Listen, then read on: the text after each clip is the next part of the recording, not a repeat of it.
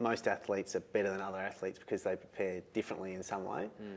Can you think back to things you did as a young athlete that were different to the guys you were competing against? Not so much when I was younger, but to be honest, I always looked after myself, even from a young age. And I was from an era that actually, when I was going through the ranks, players really didn't look after themselves as much as they do now. Yeah. The mentality was a lot different.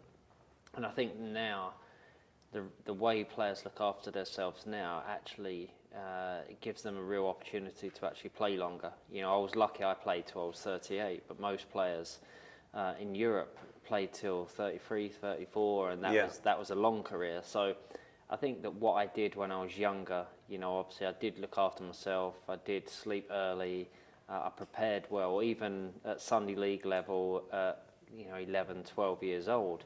Was there a type of training you started doing late in your career, like Pilates or dry needling, or some sort of obscure things late that you wish you had found earlier on in your career? I don't think there's anything I wish I'd have found, because I think that I was very lucky to have the career that I had, and obviously that was down to looking after myself from a very young age. But there's obviously certain things that you adapt to. Obviously I did do Pilates. I tried yoga, I was terrible at it. Yeah.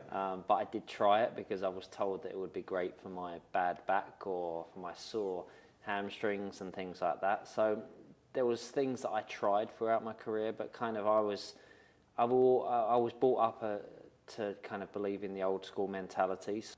In the lead up to your games, were you the type of player that would visualise success or visualise failure, or did you not try and control your thought patterns pre-game? I always tried to visualise success. Yeah. I was kind of lucky on that side of things. You have to go through certain things in your career, in your life, that actually you don't realise it at the time. There were certain things that I went through in my career, like the sending off in '98, rupturing my Achilles towards the end of my career. There's certain things that I feel that you have to go through that actually prepares you, and you don't realise it at the time. 98 happened, and it was one of the worst things that could have happened in my career, to go through what I did, for my family to go through what they did.